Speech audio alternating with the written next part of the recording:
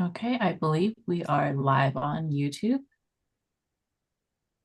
Amazing. I'm going to start webinar. All right. I recommend muting yourself also during this time because it will be recorded once I hit webinar. Right. I recommend.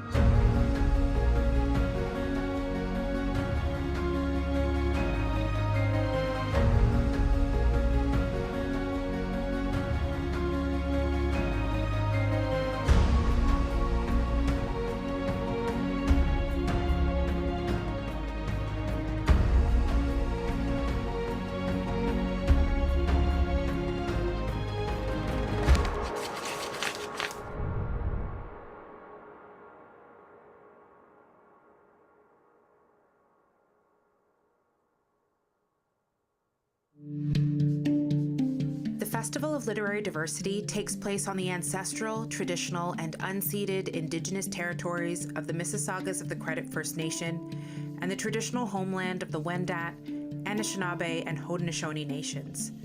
This week, as we spotlight stories on stolen land, we hope the power of storytelling and the events you take part in foster new ways of thinking about story and community. We invite you to reflect on the lessons you've learned throughout your life and to consider how these stories, these specific authors and their unique journeys can change how you view and navigate the world. Who or what brought you here? What new insight will you take away? Whether you're here in our virtual space or whether you're joining us in Brampton, we're so glad you've come. We hope you enjoy the power of the written and spoken word. We hope that what you hear inspires a love for reading that fosters a culture of love and empathy.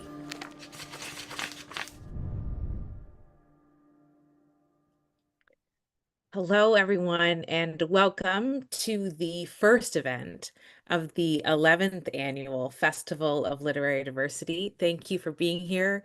My name is Jael Richardson. I am the Executive Director and founder of Fold. I'm so excited to be your host and your moderator for this first panel conversation after Canada Reads. This conversation is going to go for about 60 minutes. It will include an opportunity for questions. To use the captions, you can click the CC or show caption button at the bottom of the screen. I want to start by thanking our sponsors for making this festival possible and for making events like this possible. In particular, we'd like to thank Penguin Random House, a returning sponsor, for supporting the entire festival and the work of Fold. During this event, we encourage you to be an active participant. So as I'm asking questions of our fabulous panelists, you can use the app. The VFairs app has a chat function. There's also a chat function on the browser screen. You can see diagrams of that in front of you. You can ask questions and join in discussion, talk about your favorite moments from Canada Reads as a contributor to the conversation. If you'd like to submit a question, you will use the Q&A box at the bottom of the screen. It's my pleasure to introduce today's panelists. You all know how excited I am to meet with these folks. Billy Ray Belcourt is the author of 6 books. He is from Driftplow Cree Nation in Northwest Alberta and lives in Vancouver. His novel, A Minor Chorus, was shortlisted for Canada Reads. Tyler Hellard lives in Calgary with his wife and kids. Searching for Terry Punchout was shortlisted for the Amazon First Novel Award, Kobo Emerging Writers Prize, and was a finalist for Canada Reads. Logan Paler is a queer trans writer, teacher, and business owner. Their debut novel, The Cure for Drowning, was shortlisted for Canada Reads 2026 and longlisted for the Giller Prize. And finally, Jael Richardson is the international best-selling romance author of It's Different This Time, which has been shortlisted for Canada Reads. She has been formally recognized with the Daytime Emmy Award and resides in Los Angeles, California. I am your moderator for today. You know me in my role probably at Fold. I also co-host the podcast Into the Fold, and I'm the author of a few books, including Gutter Child. So I'm so excited to be in conversation with these folks today. I am a notoriously diehard Canada Reads fan, and I want to start by asking you when you found out you were going to be on Canada Reads and how you felt once you got the news. And maybe I'll start with you, Tyler. I know you have lots has been going on in your life since then. When did you find out? What did you do? How did you feel? I came down with shingles like 4 days before Christmas, like just all over my face. So when Norm, he's my publisher at Invisible, when he called to tell me, I was walking out of the emergency room at 9 o'clock in the morning, having spent like 10 hours there, all through the night, like a very colorful emergency room too, very crowded, cold night. So I had this wild night and I felt miserable, and I got my antivirals and was like literally walking through the sliding doors where my wife was picking me up when Norm called to tell me. Well, first he said, "Can you get on a call in a couple hours?" And I said, "No, I feel terrible. I want to go home to bed. Why?" So he was trying to be coy, but he kind of let slip at that point. He was like, "No, you really need to take this call." So I stayed awake a couple more hours, and I put bandages on my face so I didn't look hideous when I was on the Zoom call with CBC people, and they told me. So it was a really good day, and I felt awful. But if you're going to get shingles, I recommend getting very good news. While you have it, it. makes it go away. I love that. I love that. What about you, Joss?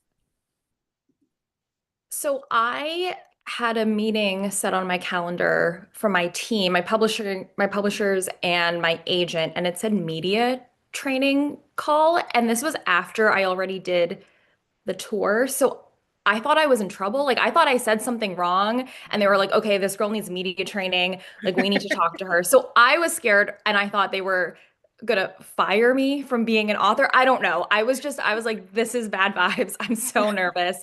And then when I got on the call, they were like, have you heard of Canada Reads? And I was like, yes. And they went on to explain that I was going to be on the long list.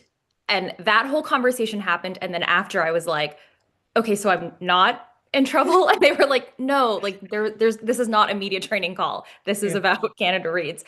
So they sort of tricked me, and I was just so honored. Yeah, it was amazing.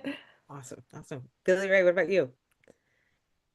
Yeah, I think similarly to Joss, I was asked to participate in a meeting that was sort of only very vaguely described.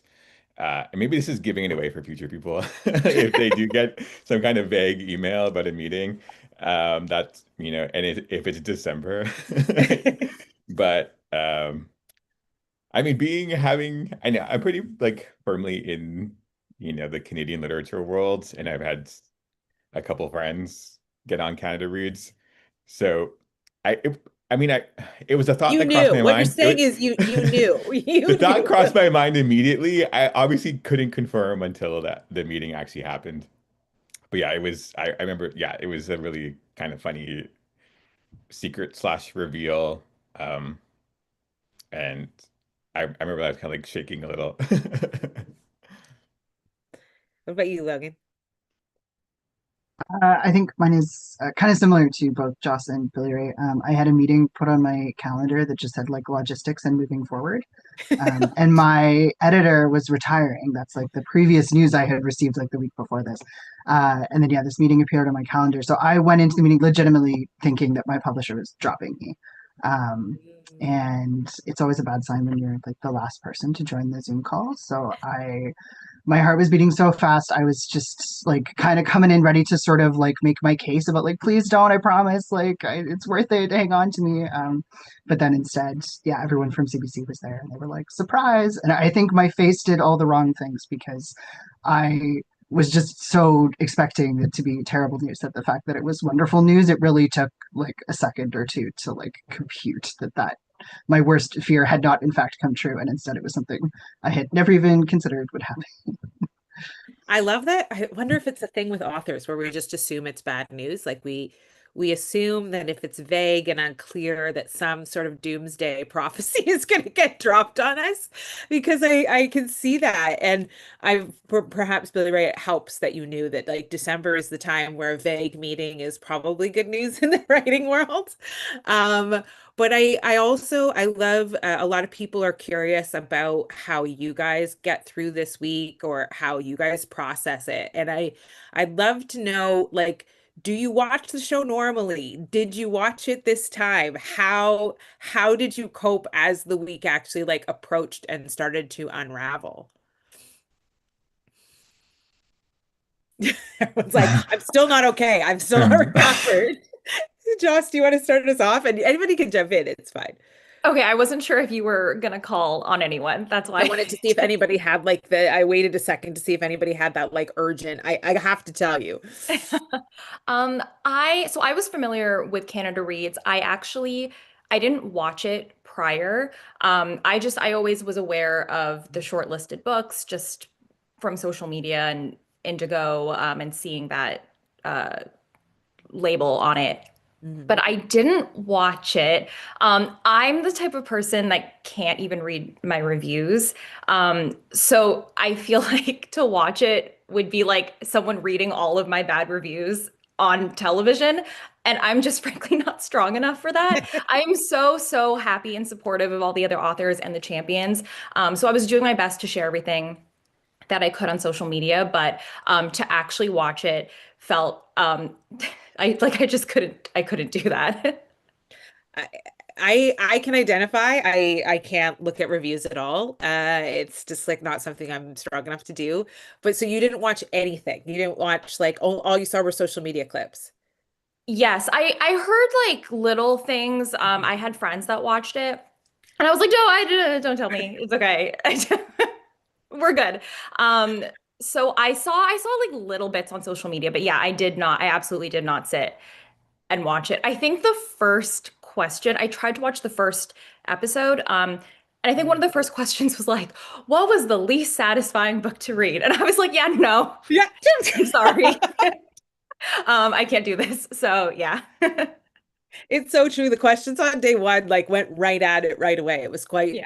it was quite funny that way. Anybody else? Did anybody watch it, not want to watch it? Oh, I watched every second. I'm a sicko, and I have a very unhealthy relationship with my reviews.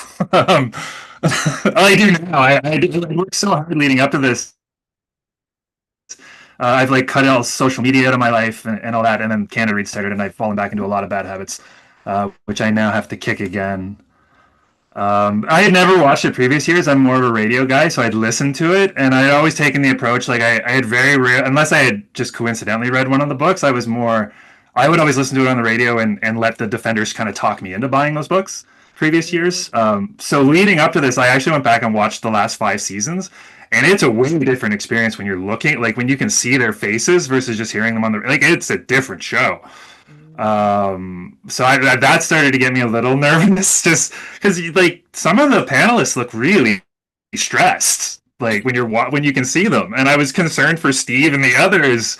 Like I don't want Steve to get in some awkward spot where he's trying to defend things I wrote almost a decade ago.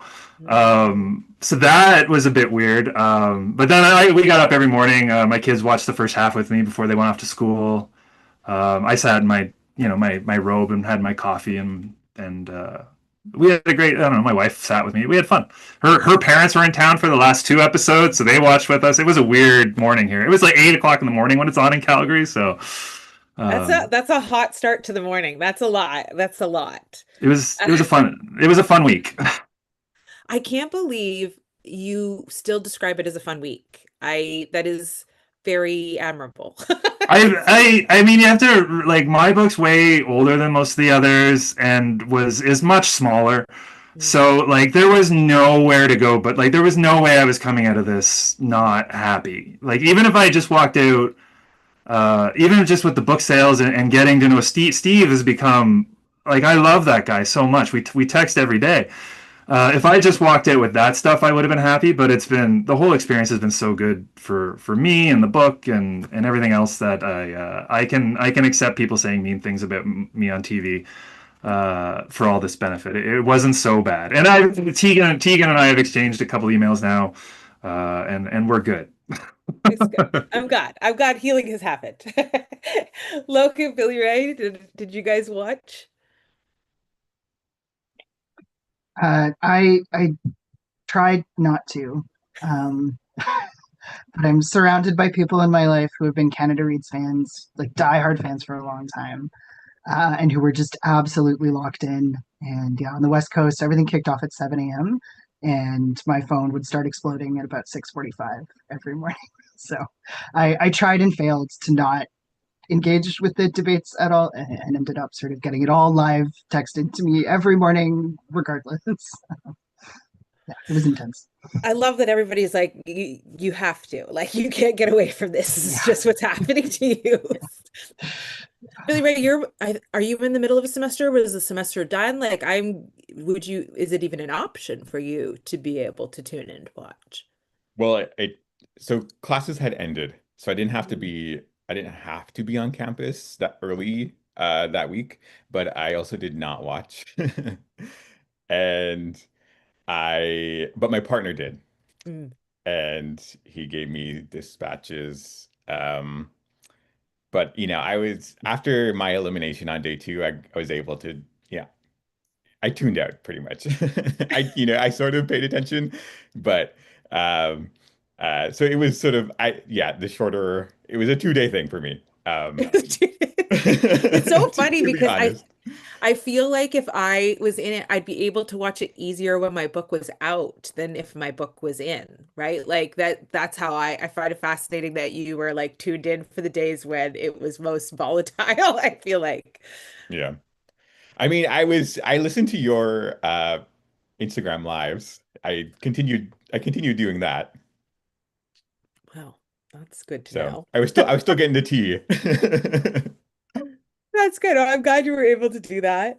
I wanted to ask you guys some individual questions as well, because some of the things that I thought were really interesting this year were some of the questions that brought up other kinds of conversations. I'm going to start with you, Joss. And one of the questions that came up was about the representation and the more overt types of conversations about diversity and representation. And like, you didn't watch, so I'll give you some, you might know this happened already, but there were questions about that there isn't this like overt, the character is Filipino and this is how it happened and this is her backstory. There's not a lot of that.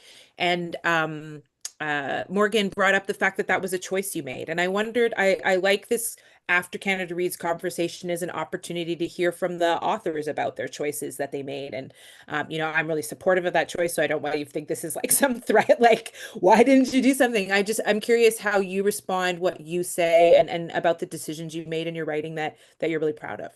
Yeah. It's so funny going into this. I was wondering what the tone would be. I'm like, do I have to defend my book against the other authors. Like I didn't know if we were going to be like in a debate, and I was hoping not, so thank goodness. Um, so June is the main character of It's Different This Time, and she is mixed race, Filipina. And that really is all that is mentioned in the book. At the beginning, she has her thoughts on not being white enough, not being Filipino enough because she is an actress. And for me, being Filipina, it is not something that I think of every day. Obviously, I'm very proud to be Filipina. I'm very proud to be Canadian, but I move through life. Sometimes it's harder. Days are harder than others, but I am just me. And I am not constantly battling with my ethnicity. And I think sometimes it does come up in work situations or if I get asked questions like this, of course. And that's sort of how I wanted June to be. I wanted her to simply just be who she is, and especially in romance. And I just want to preface that I think the books on the short list are all so incredible. I have read them, and I feel like they all have such important things to say. When it comes to my book, I can't deny that it is a romance. So ultimately, for me, I wanted to write a great love story. And especially in this genre, having a person of color as the lead really is representation enough, I think, just because there aren't a lot of Filipina main characters in romance. So I felt like that alone was something very cool that I was doing. And yeah, that was really so when Morgan said that that was not the intention, it wasn't because I wanted to shy away from anyone being Filipina or being a woman of color. It was because just them existing, I think, is amazing. And I think if her being Filipino was at the very forefront of the book, unfortunately, that does hurt the book in some ways, at least in romance, because a lot of people say, well, I can't relate to this character, so I'm not going to read it. So at least I was really happy that there were non-Filipino readers that were able to read this, and they were saying, like, I didn't know she was Filipina. Like, that's really cool. I never read a book with a Filipina main character. So I feel like for its genre, I'm really happy with what it did. Mhm.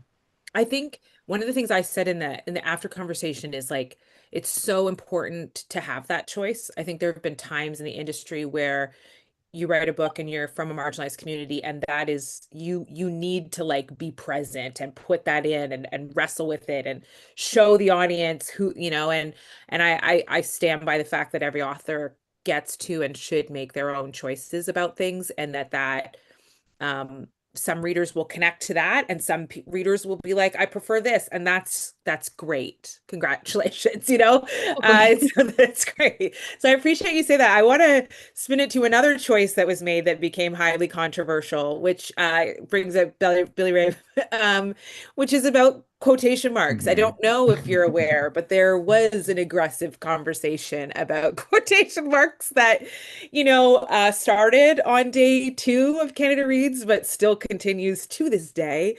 I've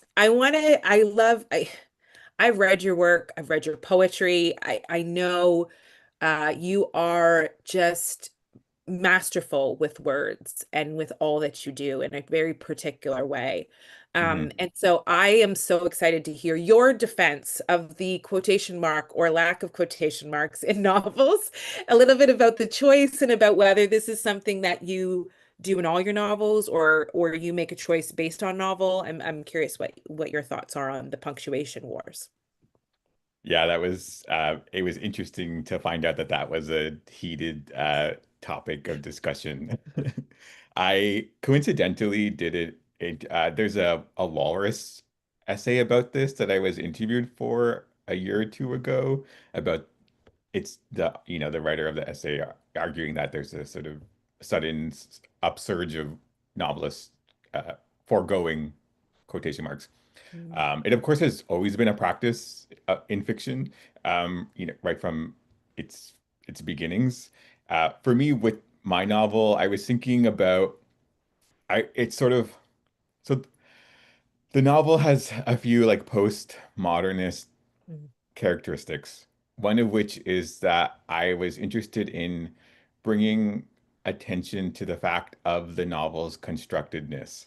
That's one of the like main interventions of postmodernism. And one of the ways to do that was to forego the quotation marks. For me, I wanted to I was interested in what it meant for the dialogue to not appear as though it was a direct transcription. Mm. So for me, all of the conversations that are happening in that novel are the protagonist's sort of rethinking of them, his sort of remembering of them. And so of course he's not going to remember everything. Mm. And so things can't be presented as though they were direct transcriptions.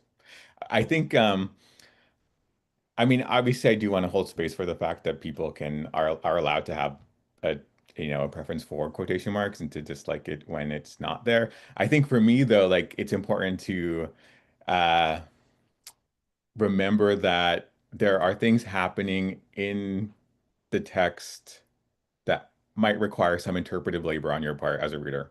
Mhm. And is that an always thing? Because Sharon Bala, I don't know how many of you know Sharon Bala has The Boat People was on Canada Reads a while back, and she's adamant to like never use them. So her new novel, Good Guys, doesn't use them either. And is this a always, or is it a choice that was made for the particular structures of this novel and the particular things this novel was doing? So yeah, it was a choice specific to this novel. My short story collection does use quotation marks. Um, so Yeah. there's that So you're not option for against any them. You're not readers. against them altogether. No, You're no. not on the like team no quotations or team quotations. It's like whatever I want to do. Yeah, for me, it's contingent. Awesome. I love that. I love that. Tyler, you brought up the fact that your text is a little bit older, and I'm curious how the conversation felt looking back, people talking about toxic masculinity and all these things that are happening with your characters written so long ago, like pre-pandemic. It feels like a Yeah, different world. it was. I mean, it's hard to know thinking back, like what was intentional on my part and what wasn't at the time. I can certainly talk myself into, well, I think I was very clever with how I handled this, but I don't know. It was 10 years ago. Um, and a lot has changed just in the world, but like me as well. Like I was closer to Adam's age when I wrote the book. I'm closer to Terry's age now.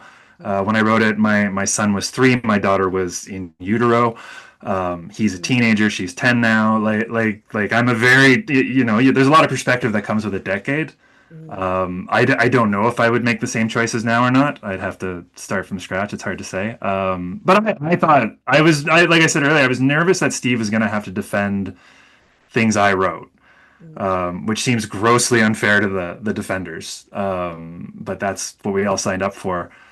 But I thought the conversation, especially on that last day when it was kind of him and Tegan going back and forth about it, I thought everybody was very respectful and thoughtful, and open-minded and kind with each other. So I mean, if anything, I wished for everything. Like I wished every day had these important conversations that felt so fast.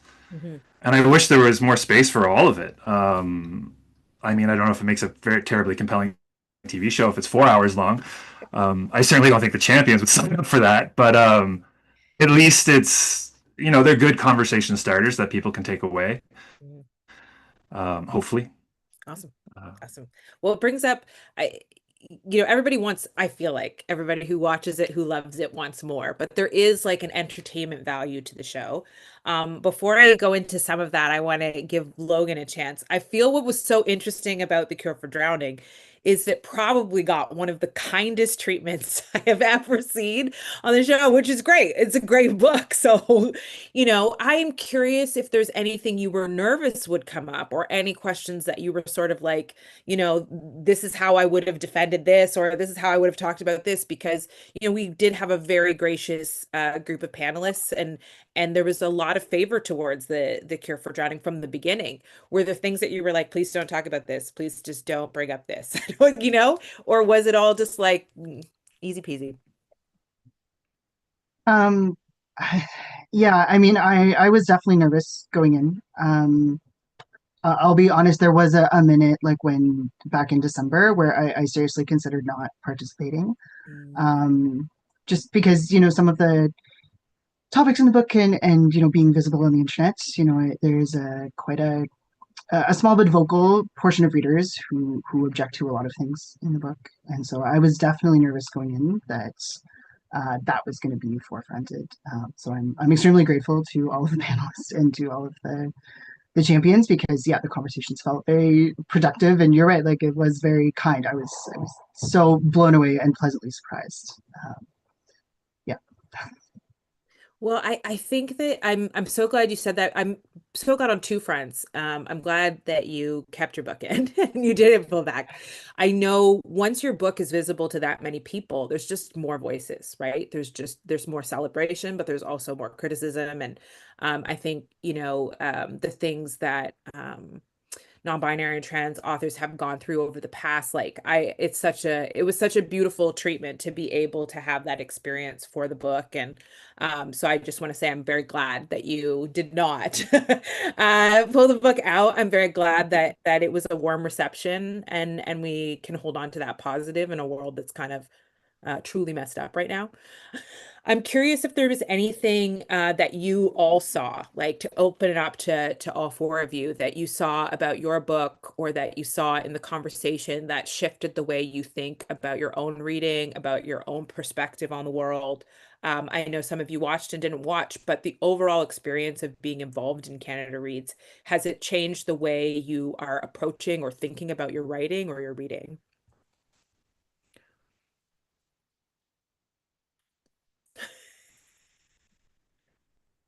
I Tony, can go jump ahead. in. Or yeah, Logan, whatever. Is that one I, gonna go? I don't know if it's changed anything for me. It's definitely interesting hearing people tear your book apart and in a back and forth. And it was interesting this time because I had read everybody else's book going in, so it was easy to follow those conversations. Like,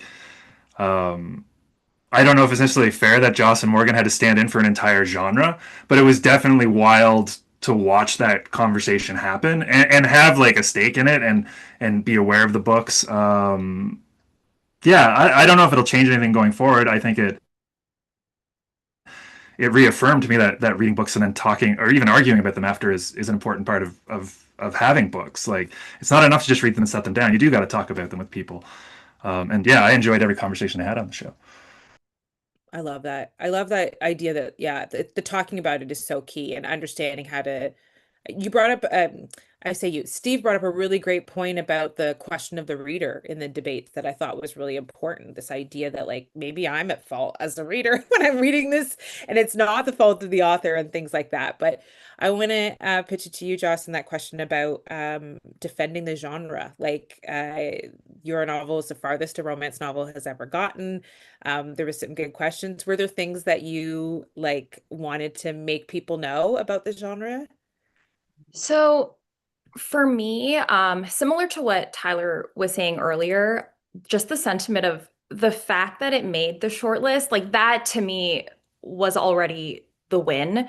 I was just ecstatic. I was so grateful. I truly thought it would be eliminated first, honestly, just because similar to the question that you asked Logan, I was like, oh God, well, this and this and this and this and this are wrong with the book, and these are all the reasons why it shouldn't win. I mean, because I wrote this book, and I don't know if Morgan said this, but I didn't write this book to be published. I didn't know that I wanted to be an author until I finished the book. So this book was really something that I wrote truly just like from my heart and to see if I could write a book. And I have just been so fortunate that it has been able to be published. So I'm sure there are questions that have come up of like, does this book answer this question or does this book do this? And I wasn't thinking of any of those things as I was writing it. I was just truly trying to write a love story that I would want to read and a love story that was important to me. It was just really about the connection of two characters, whether like no matter where they are in the world, no matter what their race is, no matter what they look like. So to be able to make it this far in Canada Reads is something that is so, so important to me. But yeah, it represented romance, like you're saying.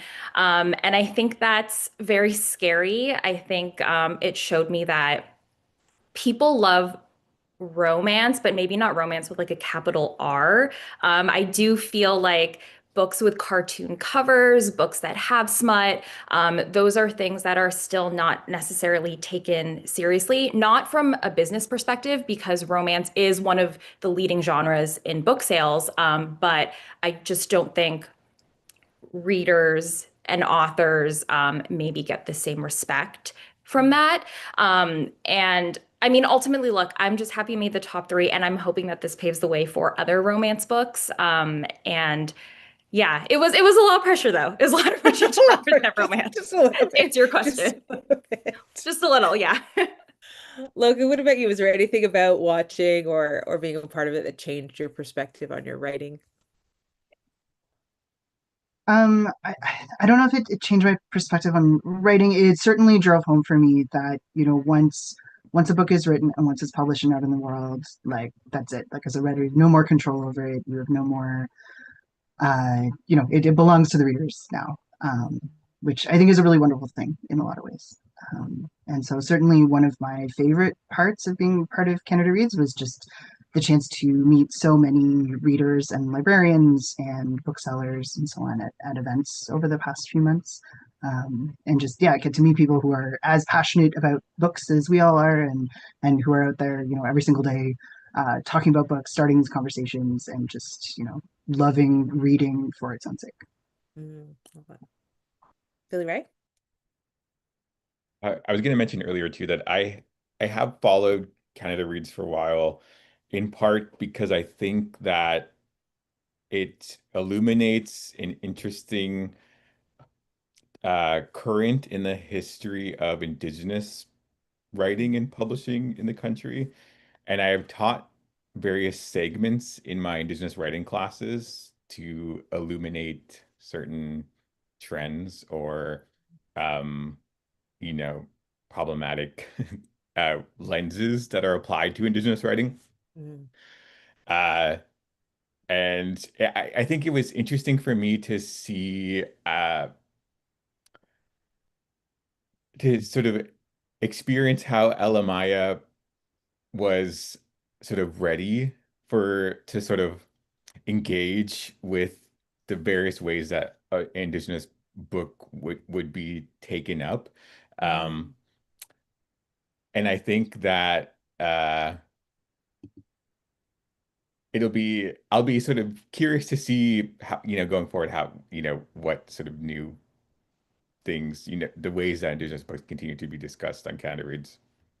Could you, I mean, I have to ask if you're willing to share, like, what was it specifically that you saw differently? Did you see something differently in the way Elamaya was treated, or just the way that she was prepared to like talk about the things that might be coming? Yeah, I think that she was prepared to do it. Of course, I haven't seen every minute of the show, but from what the clips I saw and what my partner and other friends have mentioned, it seems that that it didn't actually sort of manifest as starkly as it has manifested in the past. Yeah. And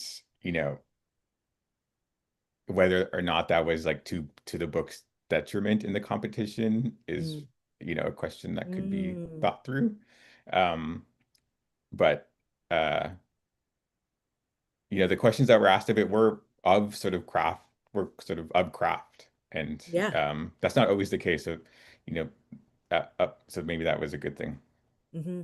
I, yeah, Elamaya Telfather did a phenomenal job talking about the book and talking about other issues as well over the course of the week. And it's interesting you say that the Sharon Ball actually once did a study on how female written books and female defended books or non-binary books had performed in the past. And there are patterns that you see in Canada Reads that are good, some are bad, some are changing, some are evolving, and it's really interesting to think that and I'll just speak anecdotally, I think Elamaya presented and responded to things really well, but interestingly enough, it did get voted out earlier than some other titles have in the past in particular. And so I got to go do some more like doctorate level research on the stats with Sharabala about these things because it really is interesting. But I do love that the conversation was about craft, and that's always really exciting to see the books argued and spoken about in that way.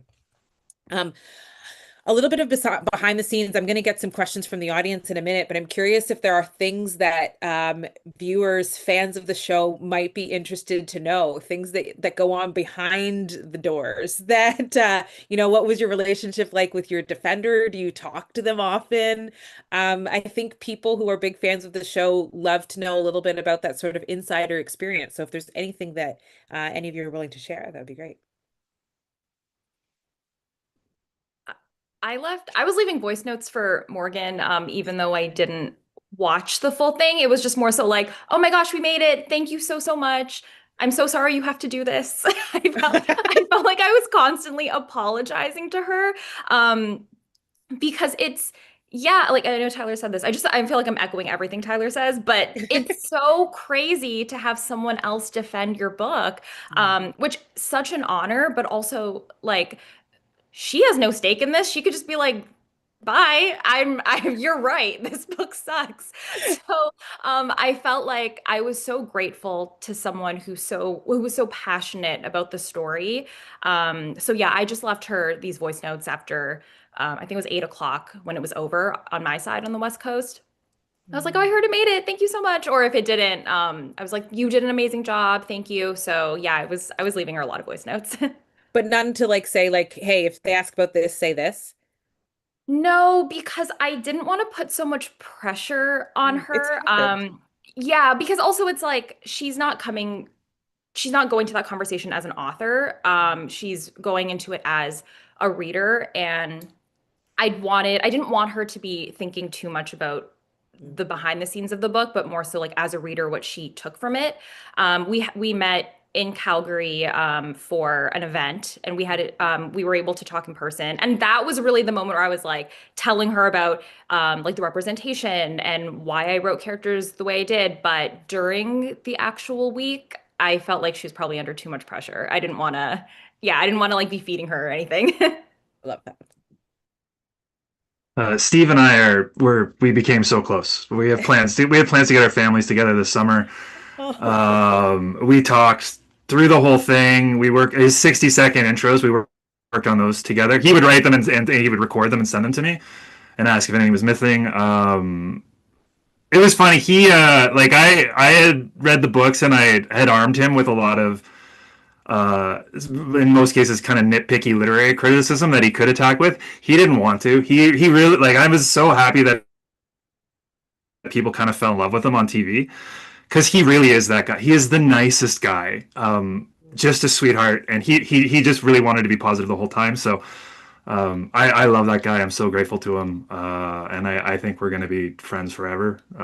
It's just a really great relationship I had with him. Love that. Love that. Logan, are you going front row? Tegan's next concert? What's happening? What's the deal? I don't know. No, we exchanged a lot of emails, especially in the lead up to show week. We did an event together in Atmosphere, which was really lovely. Yeah, no, she's just wonderful. We've had such a great like email exchange going on. I feel like we're both like quite busy in our lives, like separate from Canada Reads. So it's been a bit of a like pen pal leg sort of email exchange. But yeah, meeting her was definitely a huge highlight of this whole experience. And yeah, I was very grateful to her for yeah, just all of her wonderful insights, and she was an amazing champion. Love that. Really right. I think you and Elamaya were friends before, or like you knew each other before. Yeah. Yeah. Yeah. So the Indigenous art, writing world is small, and we had met at a conference many years ago, and she was at the first book launch I did in Vancouver in 2017. And yeah, and we were social media friends, etc. She used a title of one of my essays for the title of her film. Mm. So we had this kind of pre-established relationship, but it was really lovely to sort of deepen our to deepen that relationship and to get to know her a bit more fully, Mm. especially since she left social media during the pandemic. So there was just like, a whole phase of her life I didn't know about. That was nice. It's funny, I started listening to The Real Ones, the audiobook, Katerina Vermette novel, and Mm. one of the narrators is Alamaya Tailfeathers, and I was like, oh my gosh, this is so great. Yeah. But I wouldn't have like put that connection together before Canada Reads.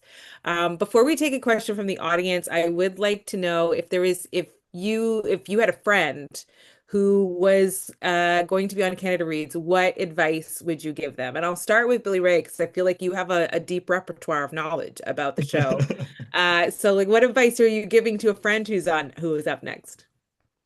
I think I would. I mean, Tyler already mentioned this, but like, there probably should be space to acknowledge with someone like how stressful it will be, especially the week of the show. Like, I, even though I had people providing advice and whatnot for me, I was not like truly prepared for how anxiety inducing it was. And I'm also an anxious person by default, so maybe that's part of um, personal character. But I would also suggest, yeah, to yeah to remember that it is a celebration of books, which is much needed in the country, in the world, Mm. and that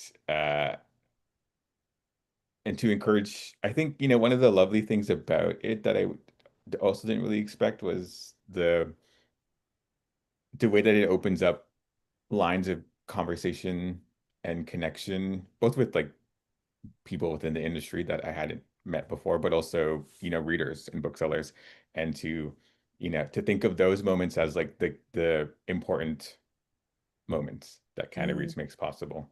Love that. Anything else? What advice are you giving to a friend who's picked for Canada Reads 2027?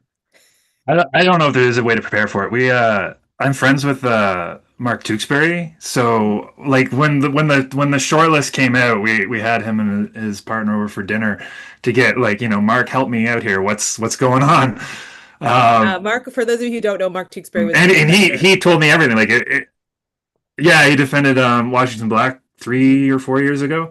Yep. And he also warned me about, it is going to get stressful. And I was like, yeah, whatever. And the producer, I don't know if everyone had the call, like Lucy from Canada Reads, like called me the week before and was like, I just need to make sure. Sometimes it gets a little weird during the week between the authors and the champions, and sometimes the champions get nervous for the authors, and sometimes the authors get nervous for the champions. And I was like, whatever, Lucy, we're fine.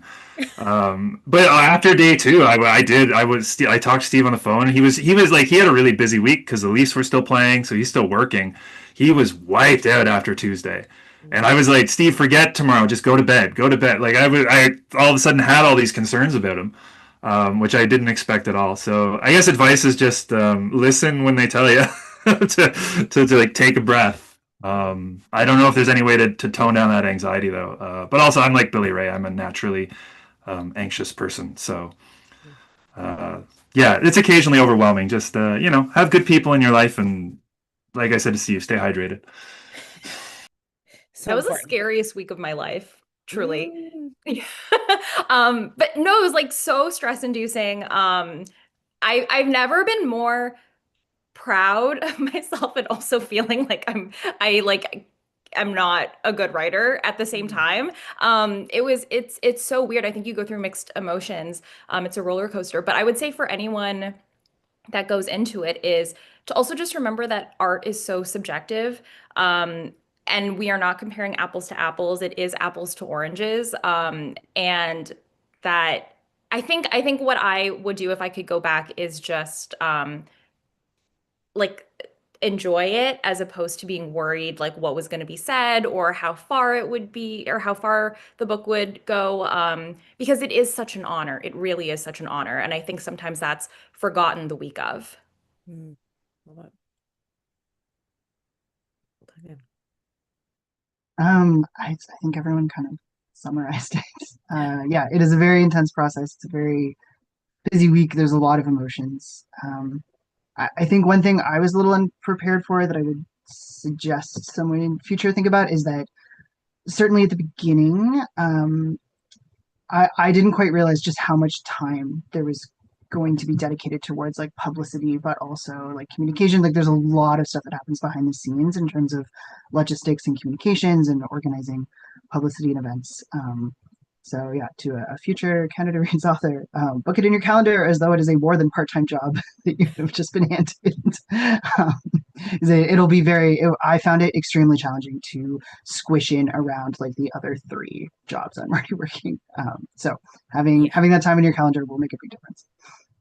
I do the post show, and it is not a significant taxing job, but I will find out from Canada Reads the dates as far in advance as they have them, and I will block them off my calendar, and I don't make expectations that I can do anything else. And I'm just watching and offering 30 minutes of feedback. Like I don't have to prepare, but still it's blocked off. Nobody talked to me. I can't do anything after it's done. So that's block it off, everyone. Just block it off.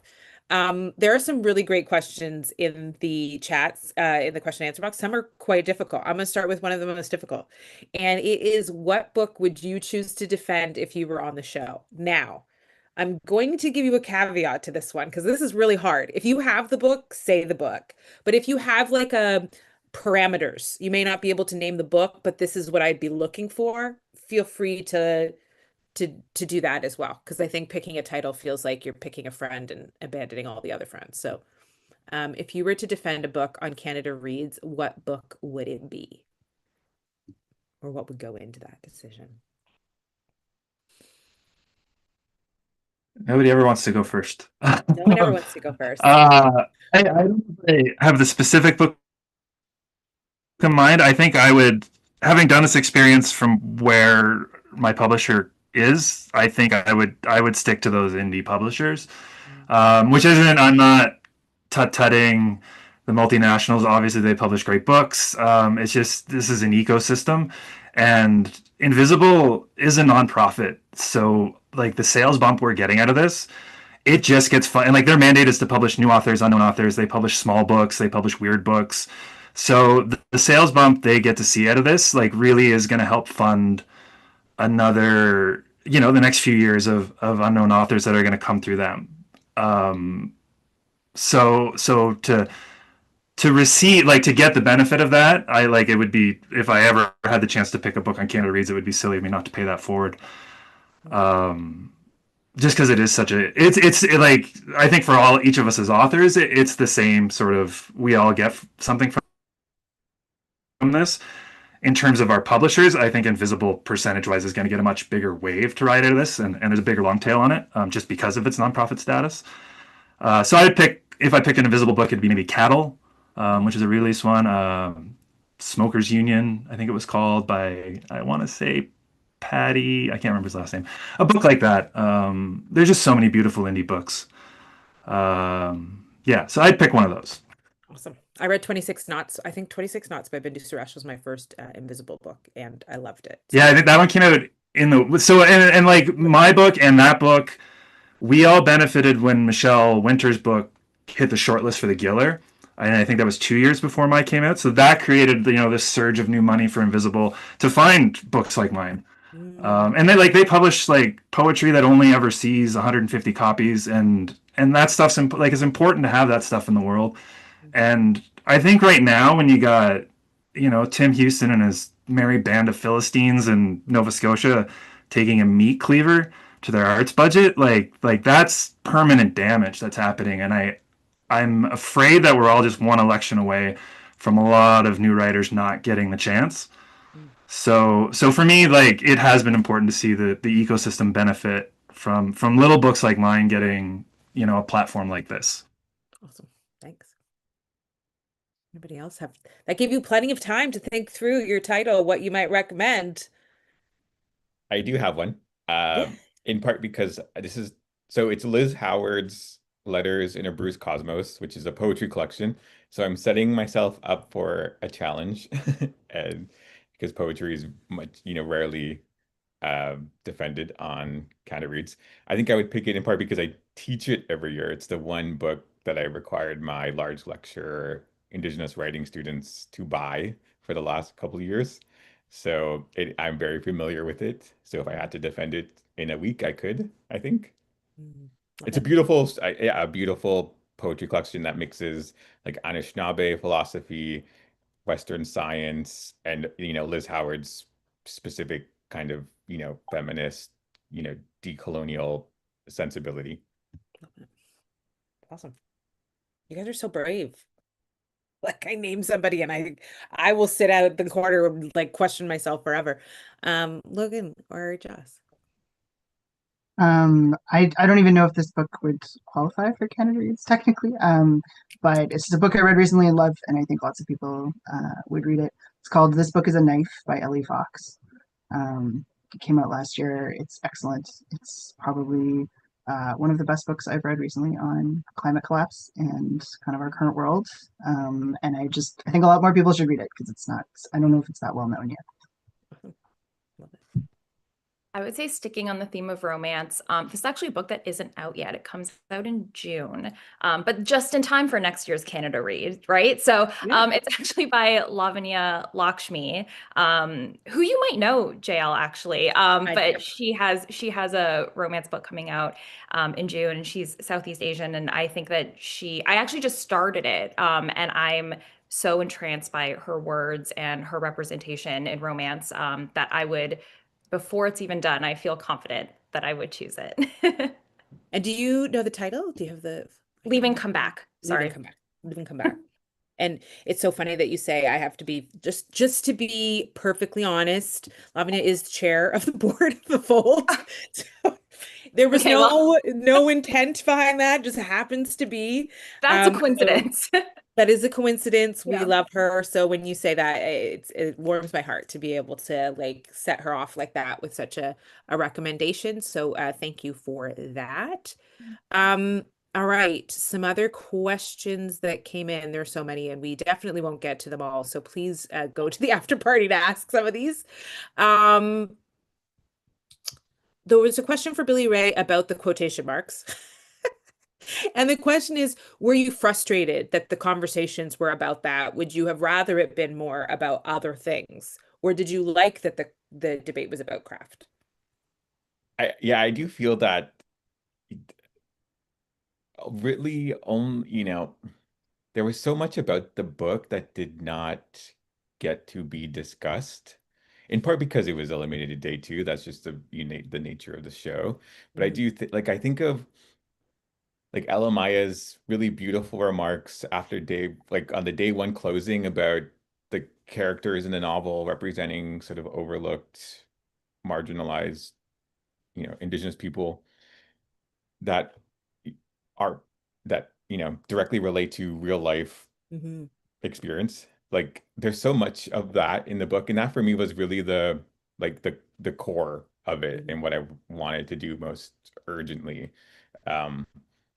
And yeah, it's sort of, I mean, I was not surprised the things that came up as like critiques because of course it's a a competition and you have to leverage sort of whatever you can to help your book survive. But it was somewhat disappointing that what I felt as the sort of real heart of the novel did not get to be discussed.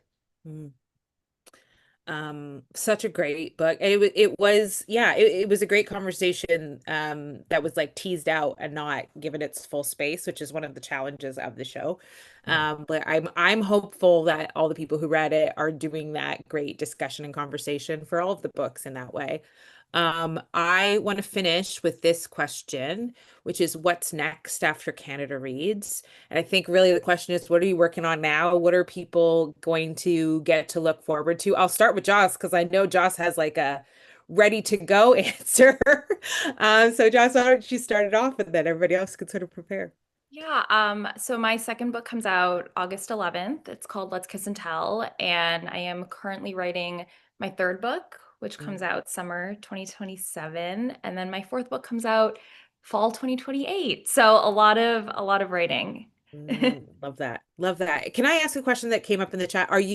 Does the conversation around identity and like the amount of it, is that changing how you're thinking about the books? Or is it like, I am in my space and I've got my plans and I am good?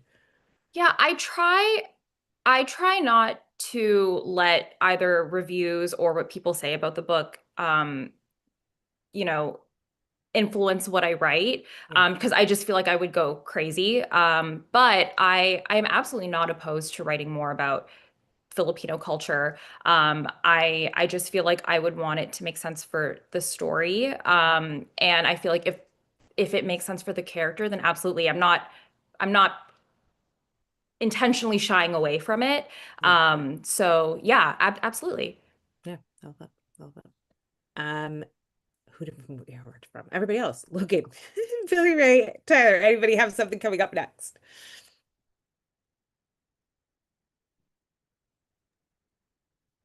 Tyler, you've been off for the longest amount of time. So what are you up to? I didn't my book came out and then there was a pandemic and then I had some health troubles for a few years. I was actually just coming back into the world when this Canada Reads hit, so it couldn't have been a better time. I've been picking out a new novel.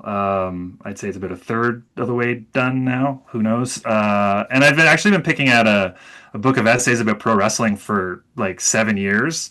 And that's getting closer to ready. So we'll see what happens there. And from Canada Reads, we've very much clipped Tegan saying she thought it would make a good TV show. And we're using that. Nothing's been optioned yet, but we're having conversations. And there's a theater company too. We're talking about doing a stage version of Terry Pratchett at some point. So all of that is exciting and really fun for me. I love that. I love that for you. Wishing you all the best with that. And we have a staff member who's a big wrestling fan, so I can hear her being like, "Yes, essays on pro wrestling." So, Billy Ray and Logan. Yeah, I have a short novel coming out next year, which is a continuation of the kind of it's the same project as a minor course essentially, but slightly different context. No quotation marks, so all of the quotation marks. The haters will continue to hate. Love it, love it. I'm just gonna make a t-shirt that just has quotation marks on it. Just fight me. Logan. I am working on another novel. It was very much put on hold over the last like 6 months, but I'm hopeful that I'll be able to continue working on it this summer. Awesome. I love that. We have hit our 1 hour point, which went really fast. And I know there were lots of questions in the Q&A box that I didn't get to. So please, you can head to the round table space inside the platform, join one of the tables, and hopefully you'll get a chance to ask your questions in there. I just have a few closing remarks and reminders. So if you haven't purchased the titles of these authors, you can purchase them from Another Story Bookshop, our official festival bookseller. A reminder that the recording of festival events will be available to watch and rewatch for those of you with passes until June 30th. Another like little bit of a teaser, something we're doing a little bit differently this year. If you're part of our Fold Reads community, you can see the website fold.beanstack.com. There's also a Beanstack app. If you join us there, there's a festival reading and activity challenge.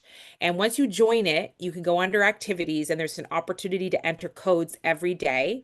Every code that you enter gives you tickets. Those tickets allow you to put towards different prizes. You can win a full pass with a hotel stay next year. You can win a Fold Apparel gift card. There's all kinds of things you can win. So you want to get the code Canada Reads, all one word. Go under activities in the reading activity challenge and enter that. I already got my badge for today. And that's something you can do every day. There's going to be a new code and a new opportunity to win a badge and to get tickets towards prizes. If you haven't already done so, also check out the exhibit hall. This is where our sponsors and our exhibitors have booths. They have information. There are book lists and all sorts of things that you can access there. And for more information, you can also sign up for our newsletter or support the Fold by donating to the festival or by purchasing Fold apparel. You can use the code FOLDSHIP26 Fold Ship 26 for free shipping until June 30th. So that's on our new line, Bands Off Our Books, or Off My Books, and any other t-shirt there. Thank you for joining us. We are now all urgently going to rush into the roundtables to have some more casual conversation. Thank you to Joss, Logan, Billy Ray, and Tyler for joining us. Thank you to the Canada Reads team at CBC for making this happen again, for including authors, for making conversation and discourse like this possible. Thanks all.